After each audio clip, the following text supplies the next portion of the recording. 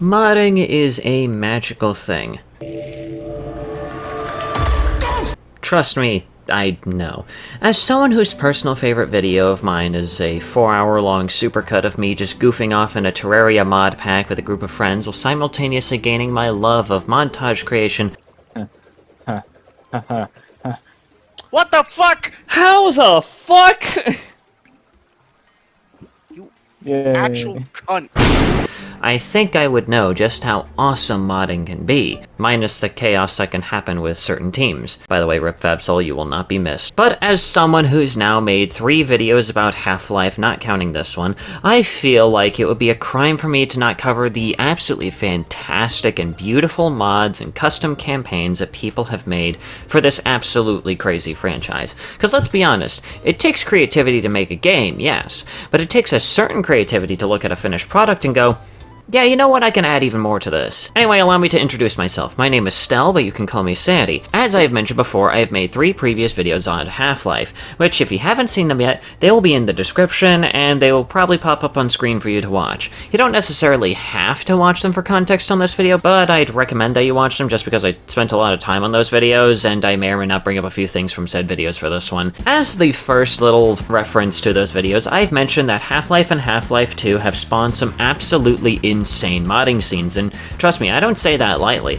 With there being no shortage of goofy Half-Life 1 maps to sink your metaphorical teeth into, and there being even more crazy mods for Half-Life 2, up to and including entire custom campaigns that you can find on Steam, I think I knew what I was talking about when I said that in those videos. But sometimes, some custom games utilizing Half-Life 2's base have proven to have so much potential and promise that even Valve themselves give a seal of approval, if you will, for said games to be sold with an upfront price tag. One such game that likely comes to mind is Gmod, cause what other game allows me to freely show off Half-Life 2's models for the sake of a video, all while doing some goofy stuff in the background for those watching to hopefully have a giggle at. Another is, of course, the Black Mesa remake, which is an incredibly faithful remake of Half-Life 1, utilizing the upgraded source engine while fixing some aspects of the original game that admittedly haven't aged well over the past 20 or so years. But, of course, much like with the current state of games, for every few great games using Half-Life 2 as a base, there's bound to be some that are not really of the highest quality. And while most of these are likely free to play, there's one that is so infamous, so horrendous, that it possibly caused Valve to even reconsider allowing future projects like it to be sold for a price. And I have a feeling you guys know which game I'm talking about, as you've read the title. It's none other than Hunt Down the Freeman. Yes, this game probably needs no introduction for those familiar with the Half-Life community in really any aspect, as even today, people regard this game as the worst ever fan project for Half-Life to have ever been given the green light to accept money. In fact, it's so bad that the original development team set up all of the achievements to basically make fun of just how bad the game is, and as of February of this year has been passed off to, I think, a 3rd new development team, which according to some people seems to show some promise in at least fixing the gameplay aspects of the game. Now, this particular OWF build that the current development team has been making will be reviewed at the end of this video, as it's not the baseline build of the game. I'm going to be covering the game as it is without enabling the OWF beta build first, showing off every last inch of what makes the mainline build of the game just genuinely abysmal to play. So for those of you that'll be coming and telling me about the OWF build, don't worry, I know about it. You'll just have to be patient, or I guess just skip to it for my verdict on it, assuming that you're catching this after the premiere. But with that said, let's get into Hunt Down the Freeman 7 years later. I think with this game it's necessary to go over its history, as it nearly rivals Half-Life's own lore in terms of just how crazy it is. This game was a crowd-funded project that initially had a $100,000 finish line, and it ended up actually netting some money when it was out there. How much money? Well, I'll give you a few options as to just how much you think it raised. Okay, do you have your answer? Well, all of those answers that I put on screen were wrong. It raised a whopping total of $12 fucking and still managed to get some semi-prominent YouTubers to voice act certain characters in the game. Among said voice actors, we have Keemstar, who regularly goes on pseudo-Hitler rants on Twitter nowadays. Colossal is Crazy, who hasn't uploaded anything in about 6 fucking years. I Hate Everything, whose most recent videos on a game I'd almost consider to be worse than this game, and Pyrocynical, whose worst crime is being into one of the 3 big fetishes almost any furry ends up being into. And then, Oh fuck! And it's not like they voice small-time characters. Well, maybe except for the first two, who only show up for a total of like 4 minutes and are immediately forgotten about. But one of them literally voices one of the main fucking characters. Now, if that was this game's worst crime, then that would be fine. Hearing Pyrocynical in the middle of the game scream about aliens in the most crystal clear 4K quality would be jarring enough. Well, maybe you should open your mouth and start talking. With fucking Connect 4 in the background. But the game, when it actually dropped, was also damn near unplayable, with everyone and their great aunt coming out and talking about just how bad this game was when it first dropped. And rightfully so, as this game had the audacity of dropping with the initial price tag of $25, and more than half of the game was not even beatable without enabling console commands, as pointed out in a number of videos from 7 years ago. Over the course of those 7 years since it dropped, this game traded hands with another development studio who admittedly tried their best to polish up what they were given, which more or less amounted to some meme achievement, removing and fixing a few areas that needed such treatment, and beyond that, not much until it was recently passed on to yet another studio, as I mentioned earlier. Again, we'll get into what they did later, just bear with me. But outside of that, there's really not much to go over on the history front, so let's get into the game as it is now. Alright, let's get into the game. Starting with the tutorial. Normally I don't talk about tutorials in games unless they're either particularly interesting, like with Opposing Force, or integrated into the regular flow of the game's story, like with Deltarune, and to a small extent a few other games. But with Hunt Down the Freeman it falls, well, more into the former. Not because it's good, because, well, of course it isn't, just look at the visuals of the first 10 seconds, for example, but because it's unbelievably mediocre in its attempt at trying to teach the player for about 90% of it. You see, the point of a tutorial is to tell you about the basic mechanics that will be commonplace throughout the game, and maybe lightly hone your skills enough to at least survive your first real challenge later. But with this game, more than half of what you're taught is ultimately useless for most of the game. Now, I feel obliged to start off with at least what's useful, and that is of course the climbing and mantling mechanics. You see, this game has this new mechanic where you can climb over obstacles like it's a bargain bin version of Mirror's Edge, and that's at least a little useful since at least 40% of what's climbable to make progress is relatively easy to find. What ultimately becomes useless is one of the last things that you're taught, which is night vision. I'll explain why later. Just keep in mind that the night vision mechanic becomes completely fucking useless for the latter, like, 2/3 of the game. Another thing is this tutorial has some unusually fucky things in it that make it just needlessly confusing. Like, for example, the grenade tutorial. When you enter it, you're introduced to one open locker containing an endless supply of grenades, which you have to open up this new backpack thing to equip because it also kind of, you know, follows right after the introduction to like this consumable pills item that restores your health.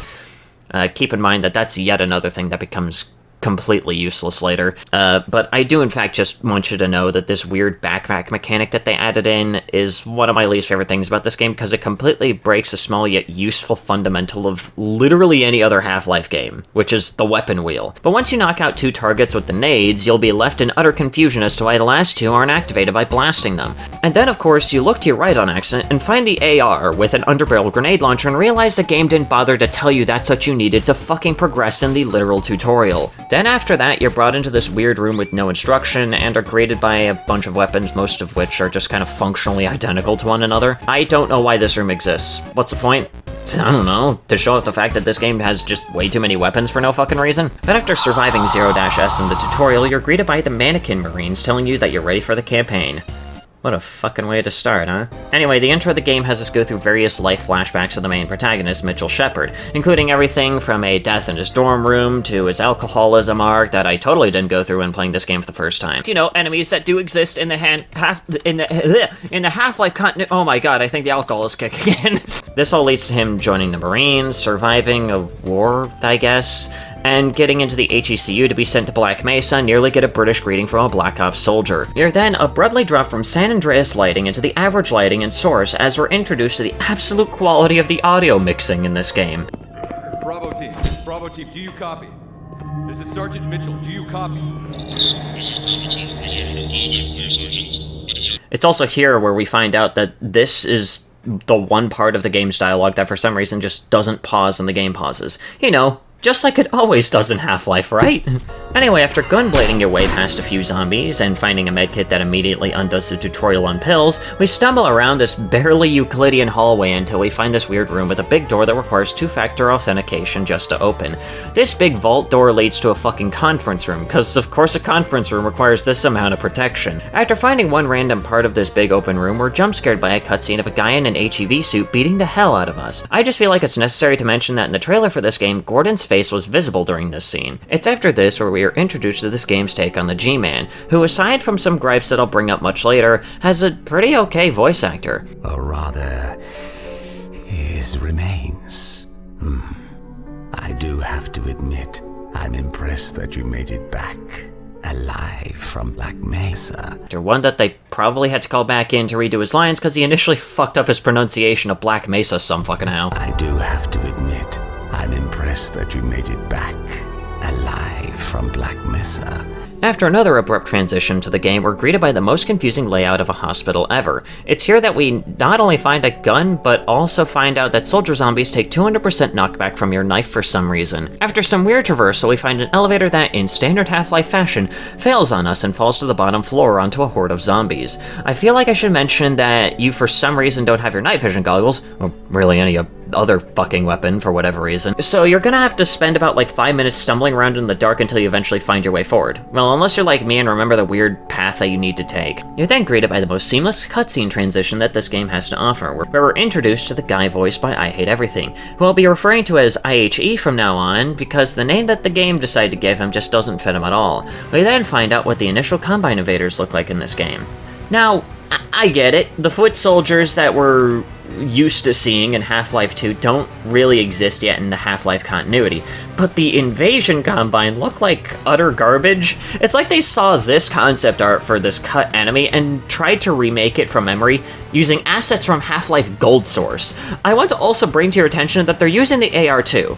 There's nothing really wrong with this, it's just that I want you to keep this in mind for later. Anyway, after running past swarms of Combine invaders, we find ourselves in this hotel where we have to defend ourselves from fast zombies. What? Didn't the headcrab variants show up after the 7-hour war? You know, whatever. After fighting against swarms of time-traveling fast zombies, we find ourselves in a proper dark area.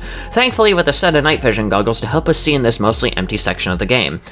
No, I'm not joking, there's next to nothing in here. I mean, I'd understand if there were very few enemies if we didn't have the goggles, since we'd really have no other methods of seeing in front of us outside of pulling a 4-3 and using our guns to light the area, but the thing is that we can see.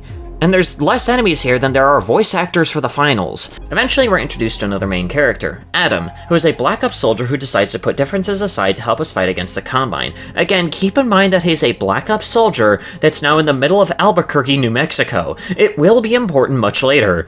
After that meetup, we're greeted by a Temu version of Root Canal, but instead of being hunted down by a hunter chopper, it's a gunship that's now hunting us. And later on, we're assaulted by just regular hunters, why? Anyway, after fighting against hunters who got lost trying to find a place where they can actually employ ambush tactics, we find our way back into the city where we have to deal with more Combine invaders. We then find claymore mines that can only be picked up by striking them with a knife. Please don't ask why, and trust me, they are extremely useless. After this, we find a Strider, which I didn't even know existed in that state until later on, into or even after the 7-hour war. I may be wrong here, but something about a Strider like that just being here just feels off. It's also here that we can witness the sheer combat and survival tactics of the United States military.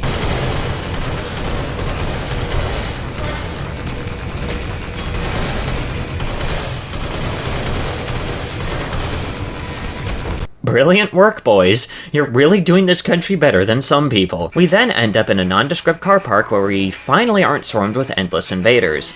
You may also notice that I've had my goggles on for a while. That's because halfway through this chapter, the keybind for night vision broke, meaning that I had to physically select the item and right-click to disable the goggles to shut them off. Don't worry, that's like the last point in the game where you'll even have these goggles, so you're better off just forgetting these even exist. We then later find out that Adam has teleportation abilities after we find a plug, and then we get the sniper rifle in this tight enclosed space. I feel like if I emphasized every single bit of confusion, we'd be here all day. Anyway, welcome to the first puzzle. Claymores. You have to follow these cables and climb over the mines until you find this computer guarded by a zombie who's significantly more brain damaged than the rest. We then find this guy. I'll call him Colonel Balls, because let's be honest, half of these characters you'll forget the names of anyway because they die later on in the same chapter. We're then assisted by a soldier on our way to find a switch that, I guess, does something. What exactly? I don't know. We then get an announcement from the President of the United States, who is voiced by none other than fucking Keemstar. My fellow Americans. I'm Joe Biden's husband. Then we spontaneously hear Keemstar's greatest rival, Pyrocynical, who voices a soldier that possesses the supernatural ability of speaking clearly through a full face covering. The aliens are coming. We've been compromised. We then continue further into a connected train station, where you spend 5 minutes trying to figure out where to go until the game just gives up and magically gives one of the soldiers the same ability as the engineers in opposing force. I feel like I should just mention that this didn't happen when I first played this game. I don't care enough to turn God mode off. I thought maybe they're meant to be like robots, but I got no clue. The joy of the game. Hang on, where am I? There is no joy in this game. What? Am I supposed to? Fuck. Hang on.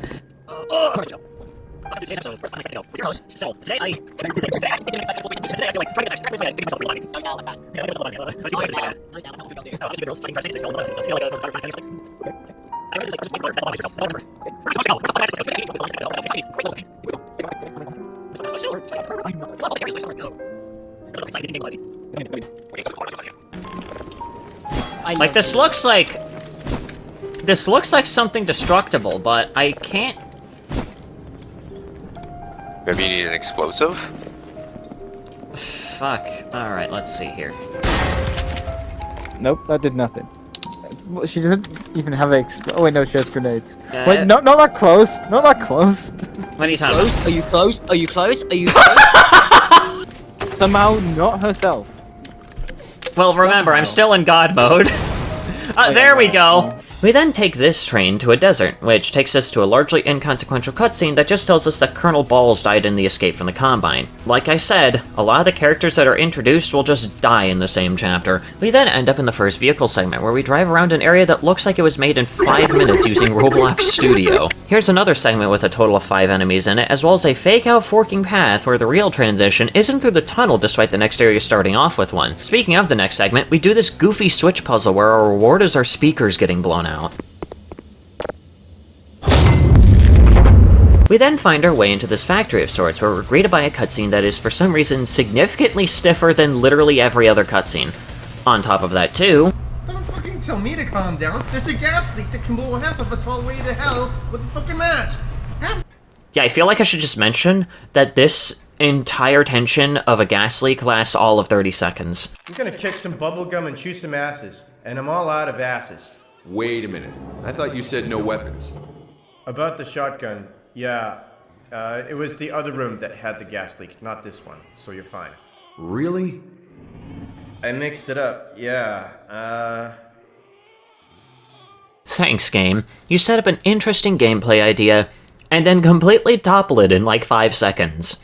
Well fucking done. Anyway, after freeing the workers, we end up on a pier of sorts. Once we experience the most pointless level transition in any game I've ever played, we find our way into this boat. Here we're introduced to the character that Colossal voices, who's alive on screen for a total of 2 minutes and 27 seconds. If you don't believe me, here's proof! Do not neglect to show hospitality to strangers, for by this some have entertained danger. Who's doing what? Hi there, Colossal. Hebrews 13:2. Colossal? Welcome aboard. Colossal's gentlemen. Yeah, it's cutscene time. Captain Roosevelt.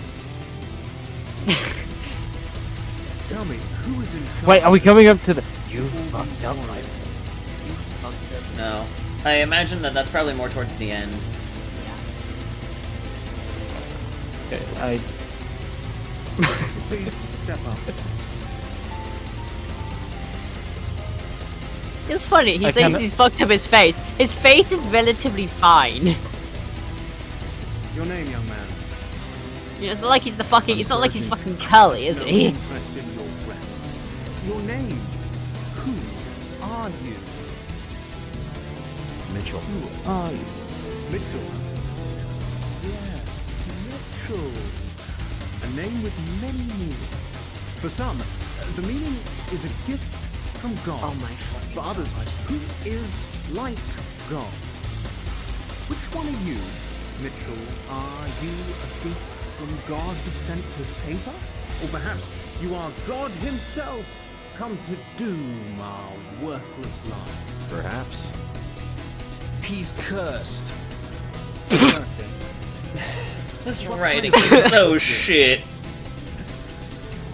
Nothing but some bullshit.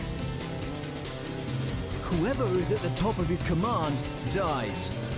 Colonel Q, Sergeant Harvey, they're all dead. But whatever happens, he lives. It's just a coincidence. There's no such thing as a curse. We'll see about that, Sergeant. You and your men from now on are under my command. Welcome to Avalon Vale, and welcome to the crew. I love Oh, and now... Wait, is that Colossal's curse? Not a curse. Fuck. You made a deal with the Fuck. devil. He's dead! We also find out that for some reason the Vortigons are working for the Combine, despite that being something that literally shouldn't even be happening. Anyway, after about 2 minutes of exposition of what the Combine did after winning, we fast forward 3 years and end up in the middle of Giant's Peak from Elden Ring. We then fall into an antlion den, which again shouldn't exist at all. It's also incredibly dark and your only light source are the weakest flares ever produced. After getting a 7-1 style flashbang, we end up on a path towards some random Combine outpost. It's also here that you can use the binoculars that are given to look at areas that you'll never visit in this game. After that, we meet the Combine, who for some reason are redubbed very jarringly. Contact is confirmed. We then also witness the pinnacle of Combine engineering, a plank that phases through the door handles. But at the same time, it's still... I'm done.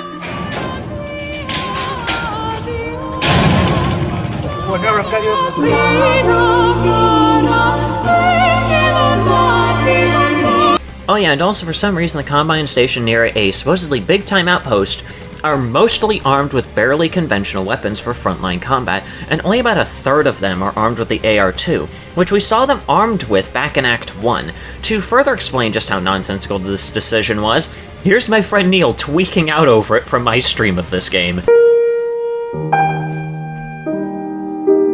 Boom, make the MP9. All Who the fuck is Brugger and Thomet? Who is Brugger and Thomet?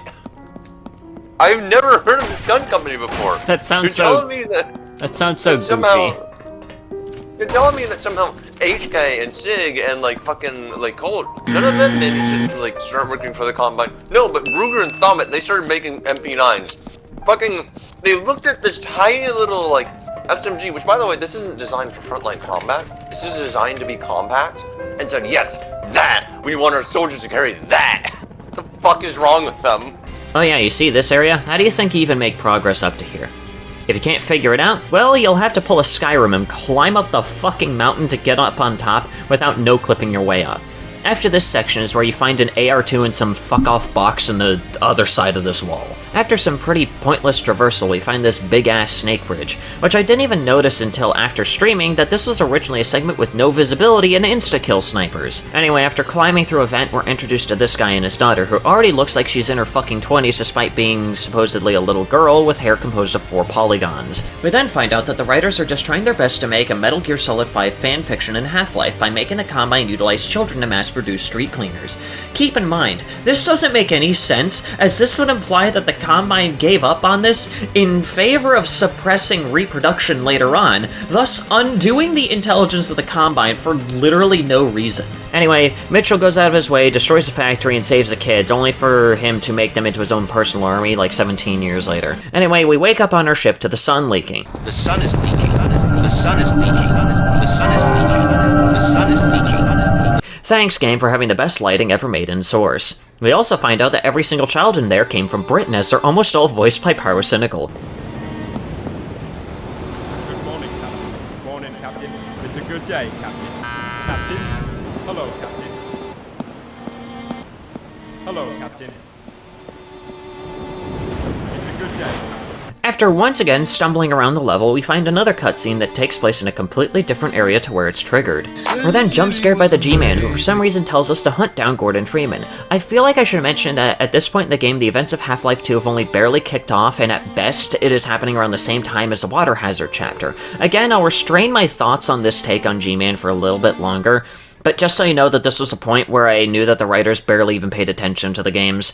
Anyway, after giving a speech to the spontaneously spawning personal army, we're then whisked off to City 17, where we are greeted by the worst redub in this game, Dr. Breen. Welcome to City 17. You have chosen, or been chosen, to relocate to one of our finest remaining urban centers. I thought so much of City 17 that I elected to establish my administration here.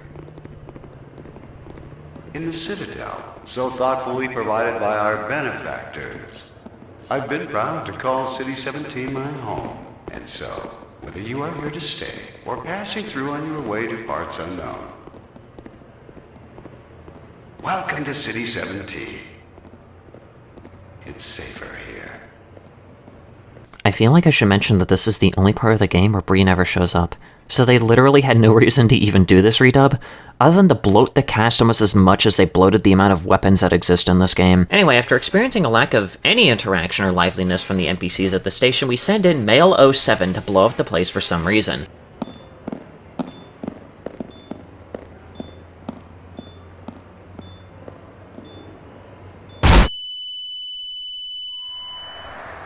After running into a part of City 17 that looks vastly different than the rest of the city that we see in Half-Life 2, we're captured and brought to the bald guy from earlier. Here we find out that Boris, which is the name of this bald guy I should mention, is also for some reason contracted by the G-Man, and was threatened with the life of his own daughter if he didn't fulfill his end of the G-Man's deal. Okay. It's here where I have a few things to rant about. First, the lesser crime of these jarring fucking cutscenes. Remember how in my Half-Life 2 video I praised the lack of cutscenes used in the games, and now they are really only shown during important and pivotal points in the game like the G-Man scenes? Well, the reason why those aren't jarring is because, well, one, they make sense when they're used, and they aren't sprinkled around random points in the game and randomly tear you from any level of immersion in the game. The interactive scenes, as I called them in Half-Life 2, especially are awesome, because you feel like you're actually part of the world, and even in some parts you can do things that can net you some interesting dialogue, like opening the suit capsule in the second chapter of the game while Barney is distracted by Lamar the head crab. These are awesome, and fit so well into the game, much better than these source filmmaker cutscenes in Hunt Down the Freeman, which now leads me to number 2. The actual cutscenes in Half-Life 2 are made using the game engine itself. This is something that's carried over into almost every Half-Life custom campaign, where any actual cutscene is made and animated in the engine itself, rather than porting it to a secondary program and then sloppily porting it back into the game engine. Does this require making multiple submaps for things like G-Man scenes? Yeah, but it shows a level of patience and desire to make something that feels as close to Half-Life as the original games that I genuinely appreciate. But now we get into something that I can't even believe was possible. Character assassination of a character we barely even know about. The G-Man is a purposefully mysterious character whose name purely comes from the file name for the character model across each of the games. We know next to nothing about the G-Man, not even his name, but I think I know enough to know that Hunt Down the Freeman's take on him is just completely contrary to how he's shown to work. Not only is he not shown doing any of his weird reality warping fuckery that he's shown to use across every single game, for some reason they wrote the G-Man as less of an interdimensional businessman contracting only those who show an extraordinary amount of resolve and ability to survive against all odds, and more as like Half-Life's version of Bill Cipher, where he just contracts any random fucko off the street, and even goes out of his way to threaten lives if they refuse his deal. Even being shown to randomly go against people that he's contracted just because the other contractees have beef with each other, which just makes no sense. Assuming that they even paid attention to opposing force, which, I mean, I'd hope so, considering that it's very clear that a lot of, like, their ideas for this game clearly come from opposing force, everything even down to the overbloat of fucking weapons. The G-Man would have contracted Adrian if he paid attention to the ending of Opposing Force, as he showed similar aspects to Gordon. However, the G-Man's own employers dissuaded him from placing Adrian alongside with Gordon due to distrust, and instead places the soldier into a permanent detainment stasis. But there is still the lingering matter of witnesses. I admit I have a fascination with those who adapt and survive against all odds. They rather remind me of myself. If for no other reason, I have argued to preserve you for a time. While I believe a civil servant like yourself understands the importance of discretion, my employers are not quite so trusting, and rather than continually subject you to the irresistible human temptation of telling all, we have decided to convey you somewhere you can do no possible harm, and where no harm can come to you. I'm sure you can imagine there are worse alternatives. Even when Gordon was taken by the Vortigons in Episode 1, it's shown that in Episode 2 that Gordon isn't exactly free from his contract despite this going against everything that was initially planned, and yet the G-Man doesn't just suddenly turn on Gordon, and rather actually encourages him to continue on this path. And yet here, the G-Man is written to be more bipolar than Florida's weather. The fact that they managed to butcher a character that we barely understand is just so impressive that I almost want to applaud the writers. But with that out of the way, we spent about 45 seconds doing fuck all in this discount Breen office waiting for the bald guy to pop back in again and tell us that we're now working for the Combine. Way to have those soldiers go from working for the Combine to working for the Combine 17 years later, thus completely undoing what Mitchell did, 15 minutes ago? Anyway, we now raid Black Mesa East, where we then see that the rebels got all reskinned to be faceless soldiers for no reason.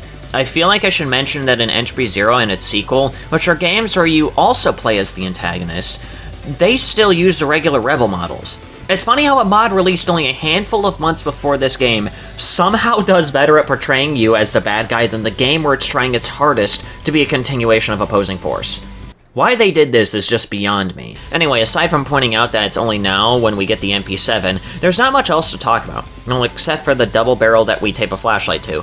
It's also the only ranged weapon without an ADS function. Keep in mind you can aim down sights with any other weapon, even the regular shotgun. And yet with this one, the right click actually just does an alt fire for whatever reason. I don't know why. It's very confusing and a little aggravating. Anyway, welcome to the Lake of Rot, where we fight zombies with our never-dwindling supply of buckshot. Here we spend 5 minutes wandering around in hopes of finding any method of progression. We then find the Raven trademark, a weird cabin shack hotel thing where we find the last 3 rebels still anywhere near Ravenholm. After this, we find the graveyard at the end of Ravenholm and see Gordon for the first and last time in this game. You also find out that the epitaph that Grigori goes in at the end of Ravenholm is somehow a secret passageway into some random city. No, this doesn't make sense at all. We then enter an antlion den. At least here it makes sense as it's implied that this is underneath Highway 17. Again, there's really not much of note other than an extreme overabundance of grubs, as well as an ancient guardian that you actually have to kill to progress. Thankfully, the super shotgun fucking 3-taps it, so that's fine. Anyway, this nest leads to some other weird sewer area with this keep head. Strangely enough, I somehow managed to accidentally activate it in my first playthrough, and it adds in this unfinished and near unbeatable section into the game. And here's a taste as to what that was like. Wait, civilians are like rebels? Rebels. Also, why is this door interact- The normal Half-Life door animation would have worked, but no. What is this? What the? Where is this? Also, what are the textures? Yeah, were you never meant to be here? Is this actually Wait part a minute. What the fuck is that? What is that? Yeah, I don't know what is this shit? Where am I? Anyway, if you don't enable it, it just opens right into the area with the bike, which then takes you into the worst driving section of the game. Mainly because you have no way of defending yourself against the swarms of rebels without getting off the bike. After raiding a random house, we take a solemn bike ride to what I can only assume is Nova Prospect. We only know this because we find the teleporter that puts Alex and Gordon into week-long limbo at some point. We are then abruptly taken prisoner by the rebels, and find that bald guy's daughter who doesn't look like she's aged past the age of 7, and still has Lego figure hair for some reason. After that brief reunion, we go through an area that I think was supposed to be a stealth section, but does very poorly at doing so. It's more like a section where you just run for your life and just hope that you choose the right door. We then have another cutscene with these 2 characters. I always saw you as a hero after that day. Hero? You're talking to a villain, my dear. The hero inside of me died many, many years ago when I was young. Isn't every villain a hero in their own story? Not in this one. Listen, okay, cringy dialogue aside, at least Mitchell knows that he's a bad guy here. Probably doesn't know why, knowing how drunk the writers are, but at least he knows. Anyway, Adam shoots the woman, which then causes the Combine to turn against Mitchell. We then get another G-Man scene that ultimately amounts to the discovery that Adam was the guy who beat Mitchell half to death back in Black Mesa. Okay, Hard pause here. How the fuck does that even make sense? We were introduced to Adam being a Black Ops soldier, yet somehow a Black Ops soldier who, yes, do go after the HECU and opposing force, decided to disguise himself as an HEV-clad scientist to attack the HECU, or I guess just Mitchell? For what reason he would have to do all of that? I don't know. The Black Ops are already fully covered. Why switch into a fucking HEV suit? What's the point? And no, the G-Man's deal doesn't fucking count as an excuse for this absolutely massive fucking plot contrivance. Anyway, we find ourselves in a Combine Tower of sorts after taking a brisk jog through the last remaining national park on Earth. For some reason, we now have up to 200 max health and there's these unusable armor stations littered around the area. Aside from nitpicking how nonsensical the layout of this structure is, there isn't really much to get into until the climax, where we are for some reason given a minigun with unlimited ammo to gun down some gunships, all so that way you can get the hell out of there. It's then that we return to the boat and Terminator walk towards Adam. And it's also here that we get the most iconic scene in this game. Look, I can explain. You lied to me. No, that wasn't the deal. He told me. Mitch, please. You betrayed me. You used me. You fucked my fucked up face. You fuckface. After Adam dies, the game ends with Mitch giving the command to search for the Borealis. I feel like I don't even have to explain how this doesn't make sense. And thus concludes Hunt Down the Freeman. Is what I would say if I didn't promise that I'd talk about this. You see, I mentioned that this game was recently handed over to a third new development team, and that they have made a special build to test out their changes to the environment and tweaks that they made to the gameplay. Now, while I can't play the most up-to-date version of the build without spending extra money, listen, I already dropped like $10 on this game, give me a break. There is a public build that's a little behind the exclusive one. So I decided to give it my patented 1-hour test to see what's new and if it's any better in the first hour, and all I will say is, I'm actually pleasantly surprised by what's been done in the short time that these new devs have had the reins. Not much about the tutorial or like the prologue level has really changed other than some tweaks to the controls dialogue and some lighting updates to certain areas of the prologue, which, of course, the controls dialogue now acts similarly to Portal 2's tutorial. They also made it so that we no longer have to holster your weapon in order to climb and mantle things, which is a huge plus that I will give them. They also fixed the grenade segment to actually include a line telling you to grab the damn assault rifle.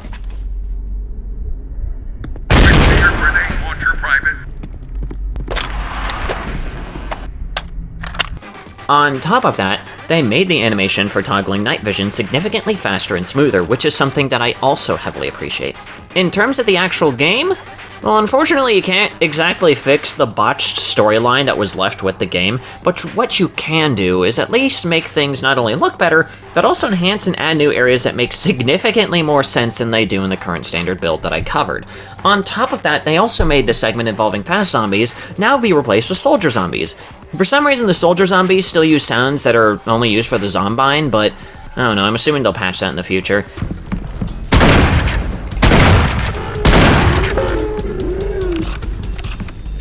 They also probably fixed some of the brain-dead AI, as some of the enemies feel more responsive to the environment, and it feels more like I'm playing a Half-Life game rather than Little Jimmy's first attempt at making a custom campaign. I may check out more of it in like future streams or videos and whatnot, so I can give it the full run-through. But I will say props to the new team for turning a barely playable mess into, well, a playable mess. If I were to rate it like I usually do, I'd give the OWF build a solid 3.5 out of 5 stars. Again, the story probably makes less sense than the Metal Gear Solid and Zelda timelines combined, and some parts still swarm you with far too many enemies for your current arsenal. But aside from those, which unfortunately one of those can't be fixed without just straight up redoing literally everything at that point, this little test build definitely makes the game significantly more enjoyable. Now don't let me down, new team. Now, we conclude Hunt Down the Freeman. So, it's been over 7 years since Hunt Down the Freeman launched, and the main build has barely improved from its original build. Matter of fact, the only positive is that it's a relatively short experience, and it's now only $10, but past that, it's a horrendous, unbalanced, overwhelming, and downright incomprehensible mess of a game. Now, the beta OWF build does fix some of these issues, but unfortunately, given the game's reputation over the past 7 years, and the fact that the story as is just makes absolutely no sense, there's really not much that they can really do other than at least polish it up to at least make it somewhat enjoyable for a regular audience. But I will say, it certainly works well as a so bad it's good experience in some parts, and the beta builds seem to aim for a playable experience, but I still wouldn't really encourage anyone to drop $10 on this game. I just wait for a sale and see if it ends up being part of one. Until next time, this has been your girl Stell, and as always, thank you for watching. And yet, even with this disguise, I couldn't even find you. You truly have abandoned this world, haven't you, Creator? No matter. I just simply have to leave it as well. I can't hold on to old things forever. Soon they must all vanish. You cannot hide forever.